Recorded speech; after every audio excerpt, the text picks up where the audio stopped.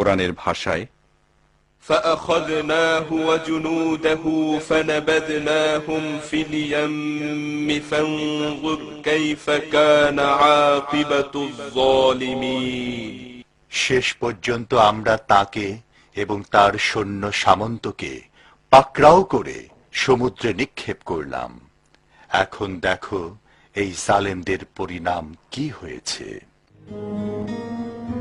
আল্লাহ এই জালিমকে তার বংশসহ নদীতে ডুবিয়েই ক্ষান্ত হননি, বরং তার লাশ দেখে যাতে পরবর্তীতে মানুষেরা শিক্ষা নিতে পারে, আল্লাহদ্রোহীর পরিণতি কি ভয়ঙ্কর হয় তা জানতে পারে, সেজন্য আজও তার লাশের মমি কায়রোর তাহারার জাদুঘরে সংরক্ষিত রাখার ব্যবস্থা করেছেন।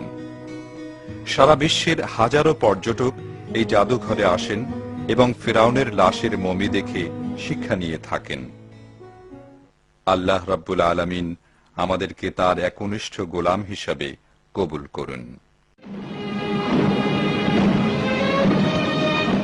আল্লাহ তাআলা যুগে যুগে মানব জাতির হেদায়েতের জন্য বিভিন্ন সম্প্রদায়ের কাছে নবী রাসূল পাঠিয়েছেন। এরই ধারাবাহিকতায় হযরত আদম আলাইহিস সালাম, হযরত ইদ্রিস আলাইহিস সালামের পর তৃতীয় নবী হিসাবে মহান রব্বুল আলামিন হযরত নূহ আলাইহিস সালামকে পাঠান তার সম্প্রদায়কে এক আল্লাহমুখী করার জন্য। হযরত নূহ আলাইহিস সালাম 480 বছর বয়সে নবুয়ত লাভের পর জুডি হিল বা জুডি পর্বতে বসে তার নবুয়তি কার্যক্রম শুরু করেন। তার সম্প্রদায়কে তিনি অদ্দ, সুয়া, ইয়াগুস, ইয়াউক ও নসর দেবতাদের বাদ দিয়ে এক আল্লাহর গোলামি করার জন্য 470 বছর দাওয়াত দিলেও তারা নূহ আলাইহিস সালামের ডাকে সাড়া দিল না, এমনকি তার স্ত্রী পুত্রও না।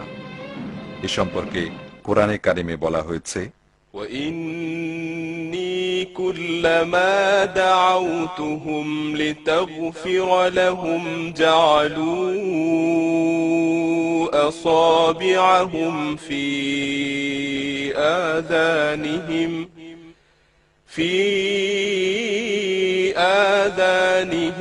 واستغشوا ثيابهم وأصروا واستكبروا استكبارا।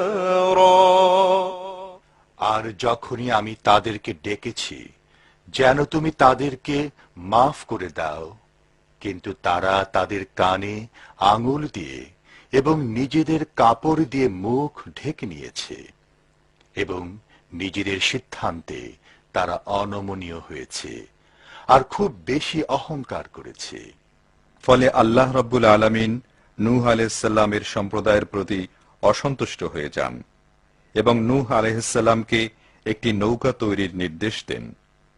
তাতে তার অল্প সংখ্যক অনুসারী ও পালিত পশুদের জোড়ায় জোড়ায় নিয়ে আরোহণ করেন।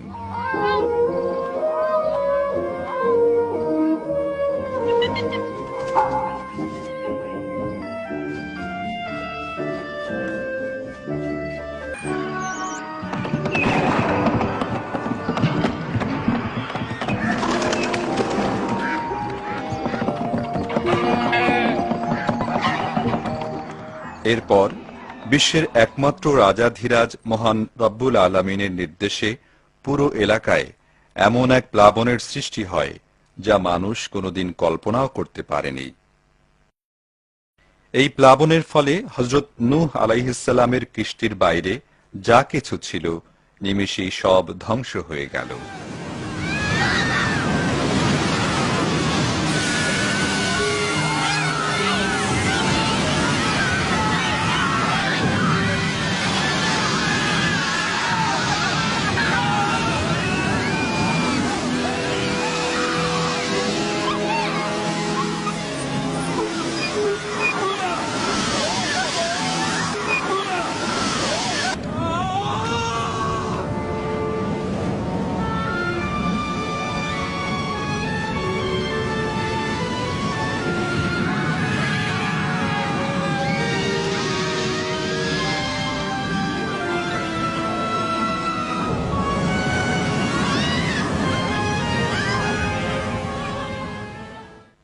কোরআনের ভাষায়, فأنجيناه وأصحاب السفينة وجعلناها آية للعالمين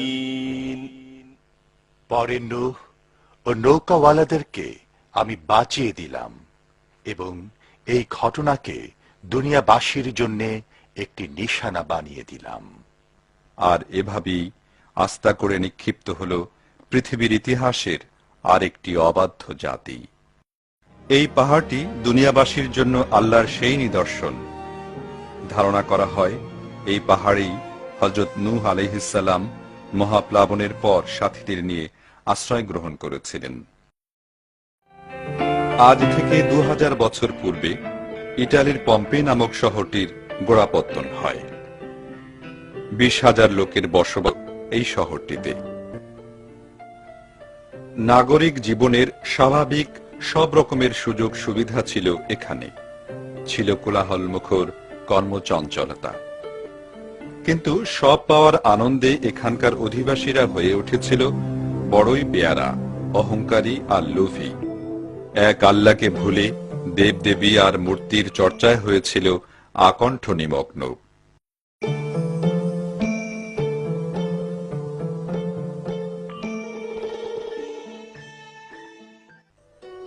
অশ্লীলতা আর বেহায়াপনার চরম শিখরে পৌঁছে যায় তারা।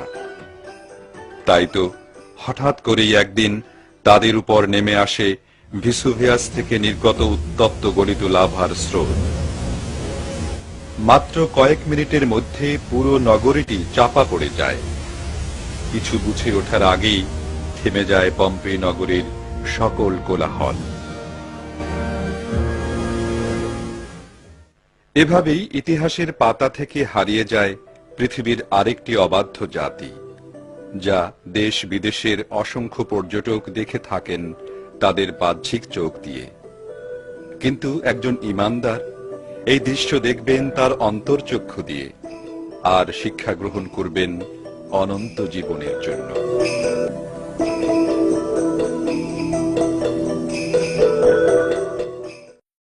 যুগে যুগে অসংখ্য মানুষ ভূমিকম্প, আগ্নেয়গিরি, ঝড়, জলোচ্ছ্বাস, মহামারীর মতো আল্লাহর অসংখ্য নিদর্শন দেখছে, শুনছে, তারপরও তাদের সুমতি হচ্ছে না। আল্লাহর অসীম ক্ষমতার পরিধি উপলব্ধি করতে পারছে না। অজ্ঞতার বশবর্তী হয়ে তারা এগুলোকে প্রাকৃতিক দুর্যোগ বলে চালিয়ে দিচ্ছে। আল্লাহর এই সব সৈন্যরা যখন কোথাও আঘাত হানে, তখন তারা যেন চিৎকার করে বলে, হে মানুষ, তোমরা তোমাদের মালিককে চিনো, তাঁর বিধানকে মেনে চলো। আসুন আমরা সবাই মিলে আল্লাহর অনুগত হয়ে চলি, জীবন সাজাই তারই রঙে।